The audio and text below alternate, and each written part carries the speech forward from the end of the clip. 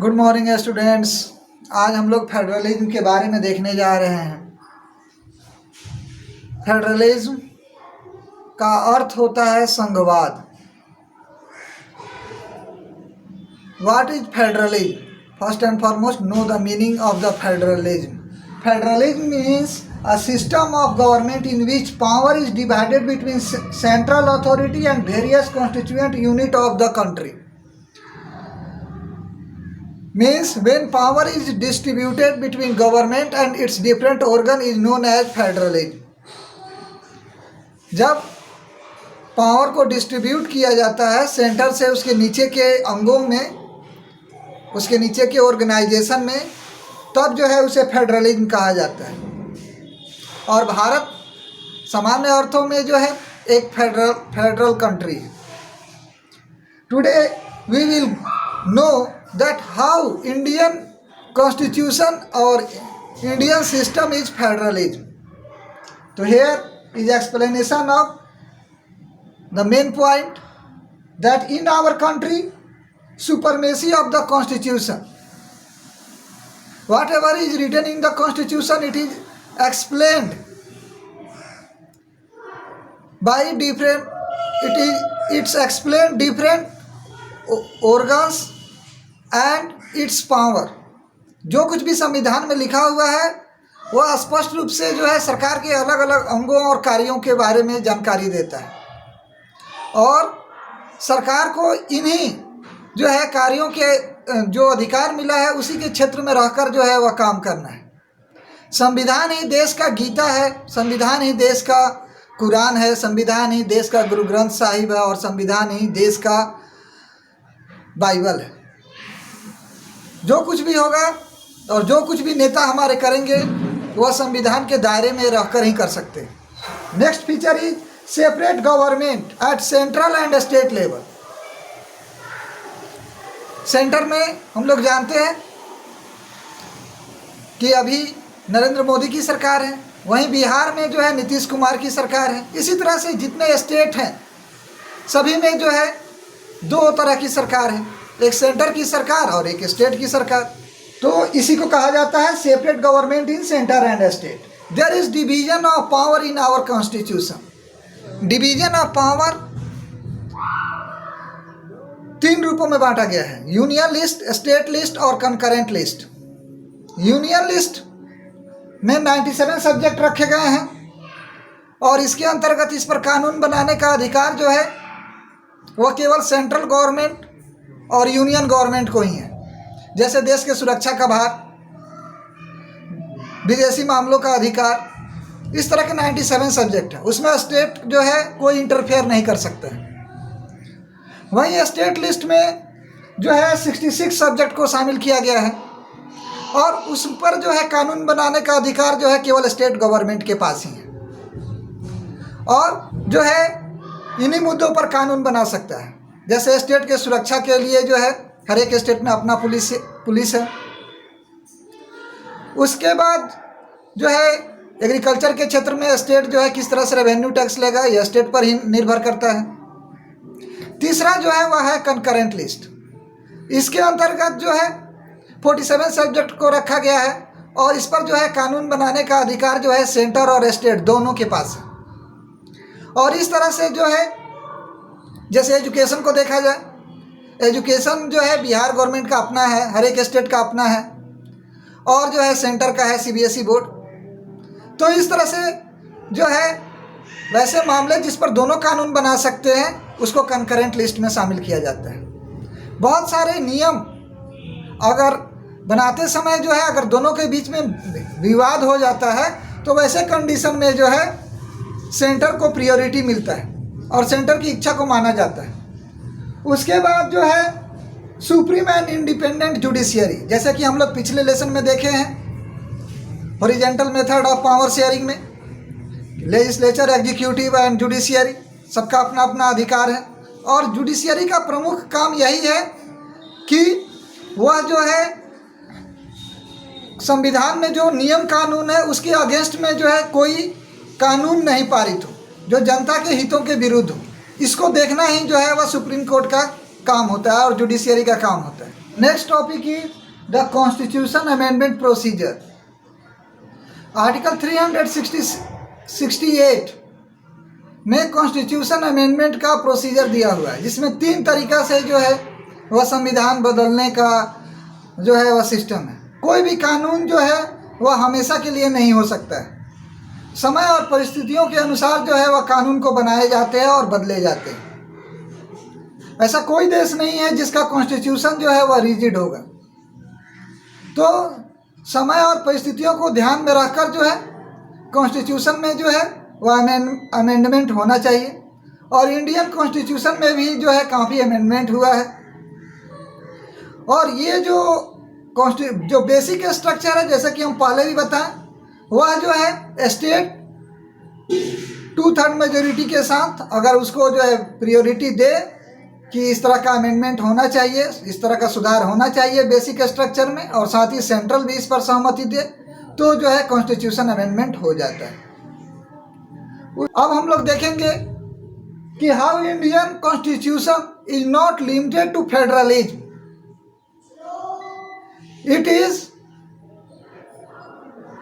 It has so many basic feature of unitary system। हमारा संविधान किस तरह से एकात्मक व्यवस्था है उसके बारे में हम लोग देखेंगे। तो the division of power in favour of centre,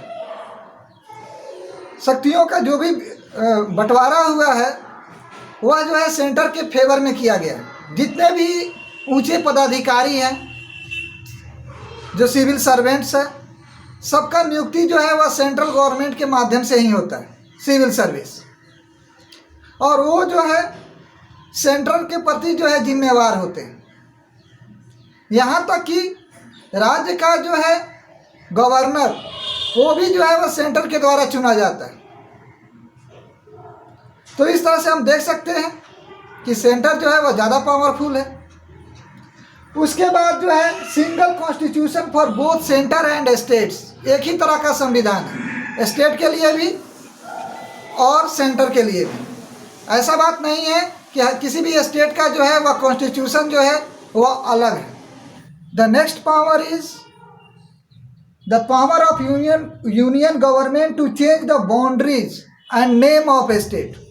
अब इसी से समझिए कि यूनियन गवर्नमेंट के पास इतनी पावर है कि वह किसी भी स्टेट का नाम बदल सकती है, उसके बाउंड्री को बदल सकती है। इसका एग्जाम्पल अभी सामने में जम्मू कश्मीर है, जिसको जो है अभी यूनियन टेरिटरी में जो है बना दिया गया है और उसकी जो स्टेट का पावर था वह समाप्त कर दिया गया। तो यूनियन गवर्नमेंट के सामने स्टेट गवर्नमेंट इस तरह से कुछ भी साबित नहीं होता है। The financial dependence of state on the union government, अपने विकास के लिए हर एक स्टेट जो है वह यूनियन गवर्नमेंट पर डिपेंडेंट है। कभी भी नेचुरल कैलामिटी आती है तो यूनियन गवर्नमेंट से ही जो है राहत की उम्मीद वो लोग करते हैं, और यूनियन गवर्नमेंट जो है मदद भी करता है। उसके बाद है the power of president to give assent to the bill passed by the state legislature. कोई भी बिल पास होता है तो प्रेसिडेंट की अनुमति के बाद ही जो है वह कानून बनता है, और जो स्टेट में जो बिल पास होता है वह कानून बनने के लिए वह लास्ट में गवर्नर के पास आता है, और गवर्नर जब उस पर सिग्नेचर करेगा तभी जो है वह कानून बनता है। और गवर्नर को अपॉइंट कौन करता है? तो सेंटर गवर्नमेंट। नेक्स्ट है यूनिटरी स्ट्रक्चर ड्यूरिंग इमरजेंसी। हमारे देश में जो है 3 तरह से इमरजेंसी लगाने की व्यवस्था है।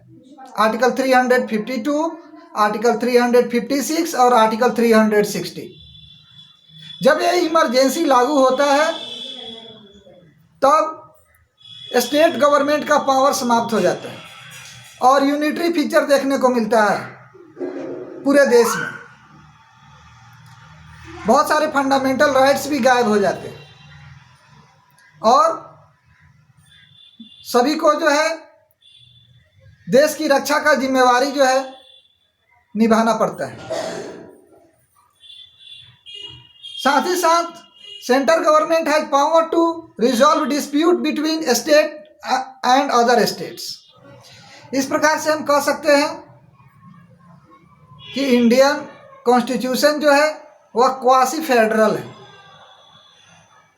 संविधान विशेषज्ञ डी बसु का मानना है कि Indian constitution is neither pure nor pure federal और nor pure neither pure federal और not pure unitary, it is a mixture of both the quality.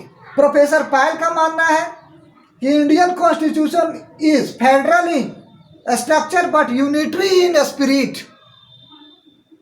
सामान्य अर्थों में हमें देखने को फेडरल सिस्टम ही मिलता है, लेकिन जो यूनियन टेरिटरी है वहाँ पर जो है यूनिटरी फॉर्म देखने को मिलता है। वो सब जो है प्रेसिडेंट के अंडर में रहकर जो है वहाँ पर जो है जो भी कानून व्यवस्था और एडमिनिस्ट्रेशन प्रेसिडेंट के अंडर में रहता है। तो इस तरह से भारतीय संविधान जो है वह यूनिटरी और फेडरल दोनों स्ट्रक्चर का मिश्रण है। उसके बाद हम लोग देखेंगे how many type of federalism. तो there are two type of federalism, coming together federalism and holding together federalism. Federalism दो तरह के होते हैं। सबसे पहले हम लोग कमिंग टुगेदर फेडरलिज्म को देखते हैं।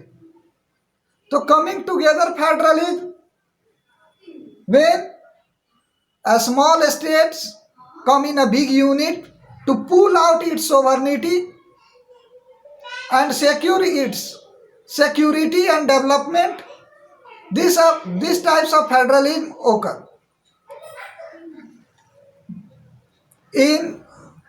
We can see this type of federalism in America, Switzerland, Australia.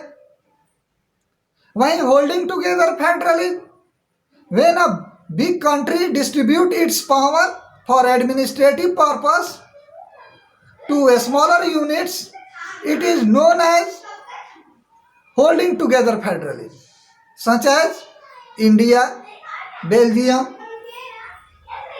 Spain इसके एग्जाम्पल है।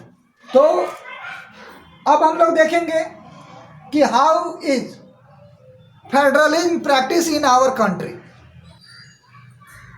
After independence,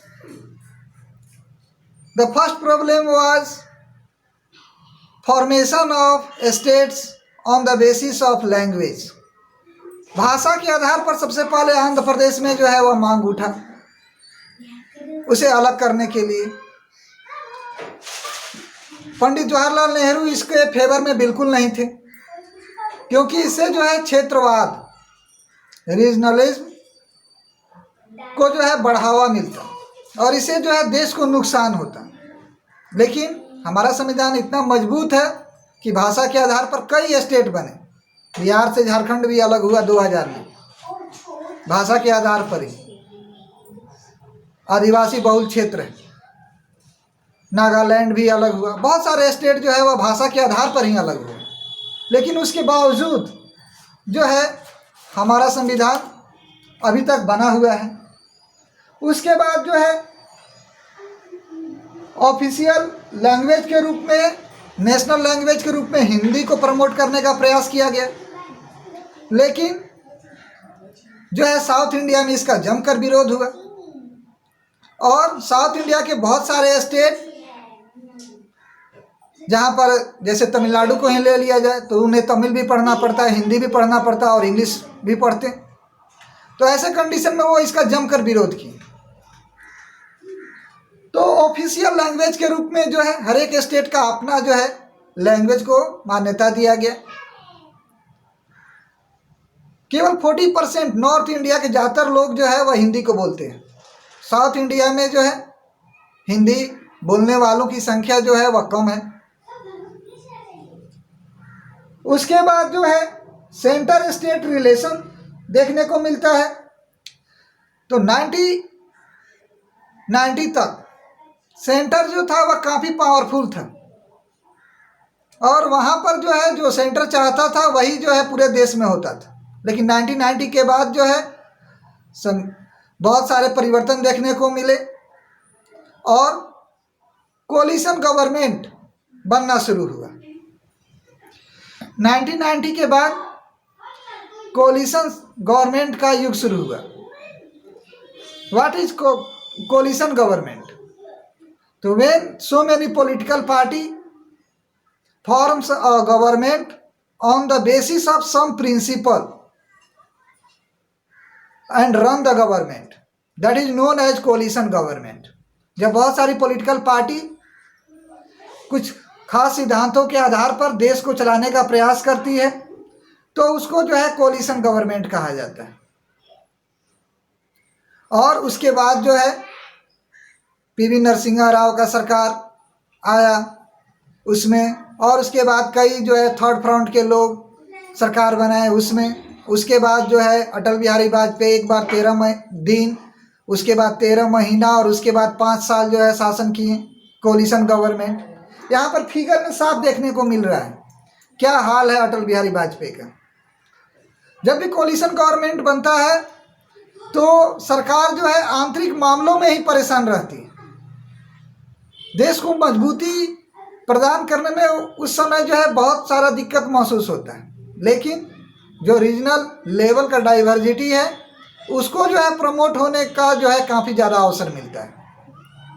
खैर खास कर जो है अब पिछले जो है 7-8 सालों से जो है अब कोलिशन गवर्नमेंट का युग समाप्त होता हुआ दिखाई दे रहा है और एक पार्टी जो है शासन कर रही है और इससे जो है अंतर्राष्ट्रीय स्तर पर भी जो है वह प्रतिष्ठा बनता है देश का।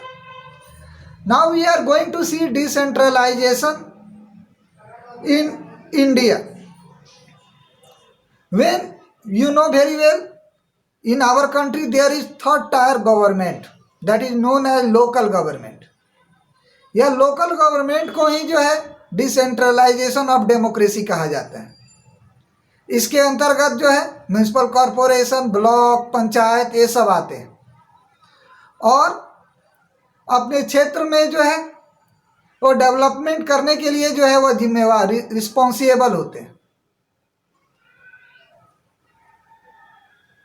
1992 में कॉन्स्टिट्यूशन अमेंडमेंट हुआ राजीव गांधी के पीरियड में और एक बहुत बड़ा बदलाव देखने को मिला। डिसेंट्रलाइजेशन के क्षेत्र में जो है एक मेजर बदलाव देखने को मिला। इससे जो है डिसेंट्रलाइजेशन काफ़ी मजबूत हुआ भारत में। यह राजीव गांधी का योगदान था जिसके तहत जो है सबसे पहला शर्त यह रखा गया कि election must be held after every 5 year. 5 साल के बाद जो है इलेक्शन कराना जरूरी हो गया। पहले जो है 20-20 साल तक एक ही आदमी मुखिया बना रह जाता था। अब हर एक 5 साल में जो है इलेक्शन कराना शुरू कर दिया गया ताकि लोग जो है अपने अधिकारों का सही ढंग से उपयोग कर पाएँ। उसके बाद जो है SC, ST, OBC के लिए सीट भी रिजर्व कर दिया गया जिस तरह से संविधान में प्रावधान था। साथ ही साथ हर एक स्टेट के लिए एक इलेक्शन कमीशन की स्थापना हुई और वो इसका सबसे प्रमुख जो है चीज़ देखने को मिलता है वह था वुमेन एम्पावरमेंट के क्षेत्र में एक महत्वपूर्ण कदम उठाया गया और वह था 1/3 सीट जो है वह वुमेन के लिए रिजर्व कर दिया गया लोकल बॉडी इलेक्शन में। साथ ही साथ जो है state governments are required to share some power and revenue with local government body. The nature of sharing varies from state to state.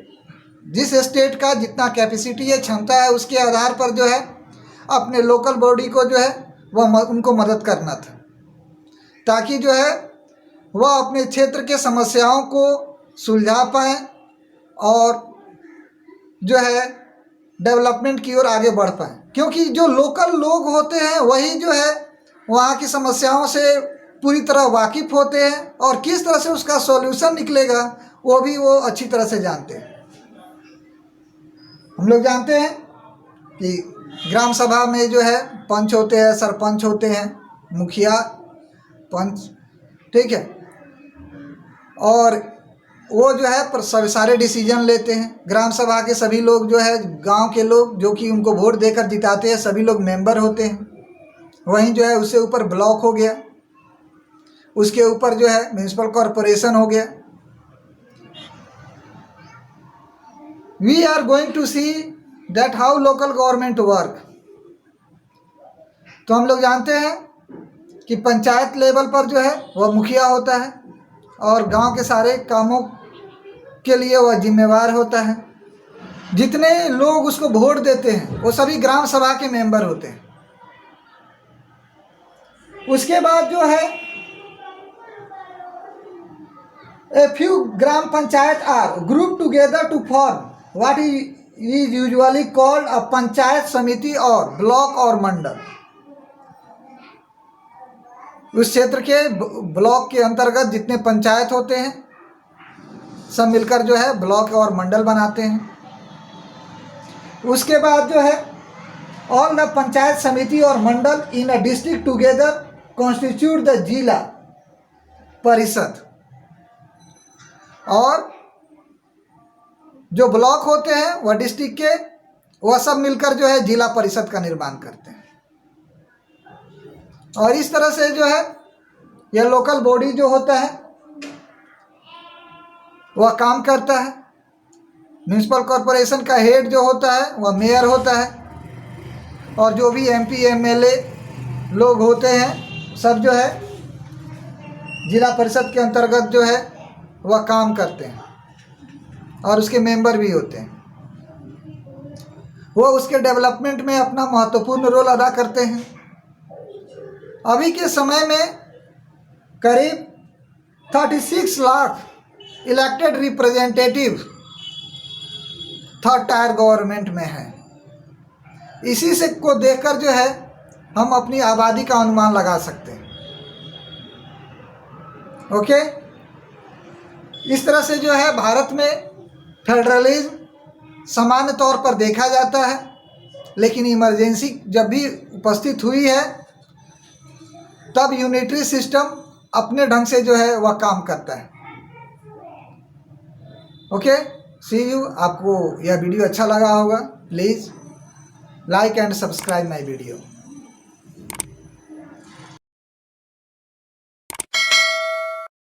Please like and subscribe